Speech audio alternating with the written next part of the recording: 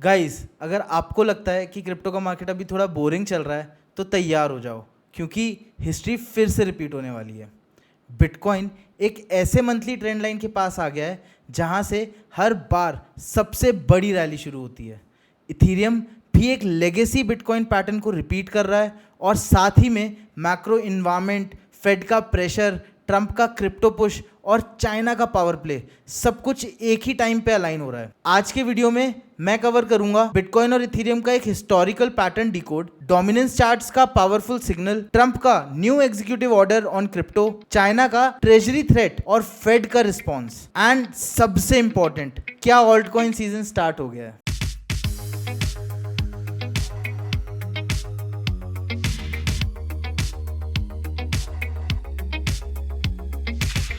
Crypto rally तब start होती है जब सब सो रहे होते हैं और सोचते हैं कि कुछ होने वाला नहीं, और आज मार्केट वही जोन में है। बिटकॉइन का मंथली ट्रेंड लाइन जो पिछले दो मार्केट टॉप्स को कनेक्ट करता है 2017 और 2021, अब उसी लेवल पे आया है। पिछली बार जब बीटीसी ने इस ट्रेंड लाइन को अपवर्ड्स ब्रेक किया था, उसके बाद ही मार्केट ने सबसे पैराबोलिक रैली दी थी। अगर आप देखो तो ये ट्रेंड लाइन बिटकॉइन ने पिछली बार 2021 में ब्रेक की थी, और पिछली बार जब बिटकॉइन इस ट्रेंड लाइन पे था तो इथीरियम अपने ऑल टाइम हाई पे था। और अभी भी हम कुछ ऐसा ही होते देख सकते हैं, जहां बिटकॉइन इस ट्रेंड लाइन पे आ गया है और इथीरियम अपने ऑल टाइम हाई के पास ही ट्रेड कर रहा है। साथ ही में इथीरियम अब वही पैटर्न फॉलो कर रहा है जो बिटकॉइन ने 2020 में किया था। ये एक मल्टी ईयर बिटकॉइन पैटर्न है जो इथीरियम में रिपीट होता दिख रहा है। इथीरियम ने इस बुल साइकिल में पहले भी बिटकॉइन के 2024 के पैटर्न को फॉलो किया था, और मैं इस बार भी ऐसा ही होने की प्रोबेबिलिटी देख रहा हूं। लोग सिर्फ बीटीसी ईटीएफ इन्फ्लोज देख रहे हैं, पर असली रैली तो ईथ से शुरू होने वाली है, क्योंकि ऑल्ट कॉइन्स के लिए फाइनली टाइमिंग आ गई है। ईथ ने पिछले कंसोलिडेशन में बीटीसी का ये एग्जैक्ट पैटर्न फॉलो किया था।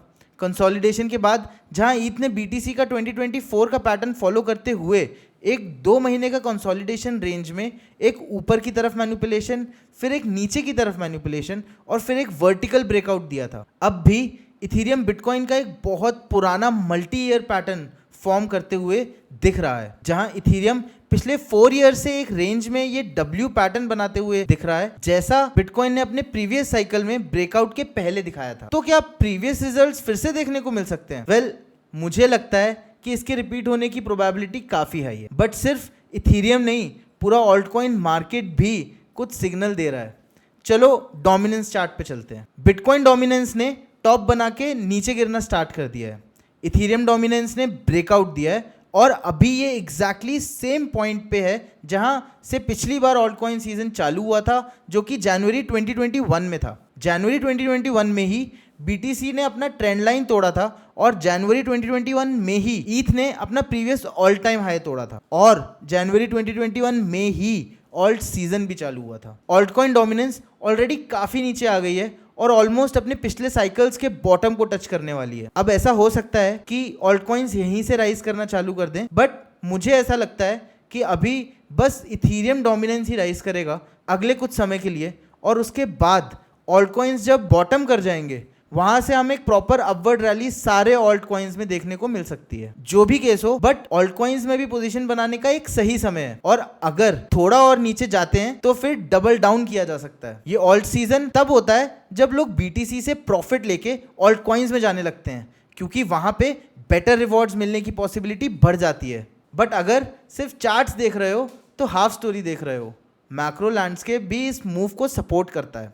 अब थोड़ा मैक्रो एंगल पे चलते हैं, जहां गेम शुरू होती है बिहाइंड द सीन्स। यहां पे हमें दिख रहा है कि यूएस की इकोनॉमी एक बहुत ही टाइट कॉर्नर में फंस चुकी है। इन्फ्लेशन टारगेट ऑलरेडी हिट हो गया है। फेड का ऑफिशियल इन्फ्लेशन टारगेट है 2%। ट्रूफ्लेशन, जो कि रियल टाइम इन्फ्लेशन टूल होता है, ऑलरेडी दिखाता है कि सीपीआई बिलो 2% जा चुकी है। इसका मतलब फेड का काम हो गया थ्योरेटिकली, और अब इंटरेस्ट रेट्स कट हो सकते हैं। साथ ही में जो रीसेंट जॉब्स रिपोर्ट आई थी वो बहुत हॉरिबल थी। Job creation significantly slowed down है। प्रीवियस मंथ के रिविजन्स भी नेगेटिव हैं। लेबर पार्टिसिपेशन रेशियो स्टैग्नेंट है। ये सब दिखाता है कि इकोनॉमी में स्लो डाउन ऑलरेडी आ रहा है, लेकिन फेड अभी भी इंटरेस्ट रेट्स हाई रखे हुए हैं। डोनाल्ड ट्रंप ने ओपनली पॉवेल पे प्रेशर डाला है। ये बोला कि the Fed is destroying the economy, cut the rates and Powell is too late. Election year भी आ रहा है, ट्रम्प चाहता है कि रेट कट्स प्लस लिक्विडिटी हो ताकि मार्केट्स रैली करें और इकोनॉमी अच्छी लगे। नेक्स्ट, अगर हम ट्रेजरी ऑक्शंस की बात करें तो कुछ लेटेस्ट न्यूज़ आई है। यूएस ने रिसेंटली $58 बिलियन के 3-ईयर बॉन्ड सेल करने की कोशिश की और market reaction well below average. Bid to cover ratio 2.53 था, जो कि टिपिकल एवरेज ऑफ 2.6 के नीचे रहा। इसका मतलब बायर्स कम पड़ रहे हैं, यानी डिमांड वीक है और लोग यूएस डेट लेने के लिए उतने एक्साइटेड नहीं है जितने पहले हुआ करते थे। वेल, अगर डिमांड गिरती है तो ट्रेजरी यील्ड्स और ऊपर जाएंगे, क्योंकि यूएस को इन्वेस्टर्स को इंसेंटिवाइज करना पड़ेगा उनके बॉन्ड्स लेने के लिए। But Fed high yields afford ही नहीं कर सकता, क्योंकि इसका डायरेक्ट इंपैक्ट होता है मॉर्गेज रेट्स पे, जो कि हाउसिंग मार्केट अफेक्ट करता है, बिजनेस लोन्स पे, जो कि रिसेशन की रिस्क क्रिएट करता है, और गवर्नमेंट डेट पे, जो कि इंटरेस्ट पेमेंट्स को एक्सप्लोड करता है। सो क्या ऑप्शन बचता है? वेल, यहाँ पर आता है फेड का hidden weapon, quantitative easing. Quantitative easing से फेड अपने आप के बॉन्ड्स खरीदता है, नए पैसे प्रिंट करके। इससे बॉन्ड प्राइसेस ऊपर जाते हैं, यील्ड्स नीचे आते हैं, लिक्विडिटी मार्केट में डाली जाती है, stocks, real estate, crypto pump करते हैं। तो जब फेड के पास और कोई ऑप्शन नहीं होता, दे प्रिंट। लेकिन अब सवाल यह है कि फेड को क्यूई करने पे मजबूर कौन करेगा? Well, spoiler alert, it is China. और ये लेके आता है हमें हमारे नेक्स्ट सेगमेंट में, जो कि है चाइना का स्ट्रैटेजिक लेवरेज। अब तक हमने फेड की मजबूरी देखी, पर अब समझो किसके पास है सबसे बड़ा ट्रिगर? चाइना। और ये एक फाइनेंशियल वॉरहेड लेके बैठा है क्वाइटली और स्ट्रैटेजिकली।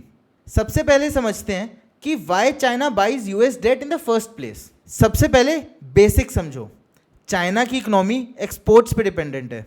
वो चाहता है कि रेमिनबी, जो कि चाइना की करेंसी है, वो वीक रहे ताकि उसके गुड्स सस्ते दिखें दुनिया भर के बायर्स को। वीक रेमिनबी का मतलब है स्ट्रॉन्ग डॉलर।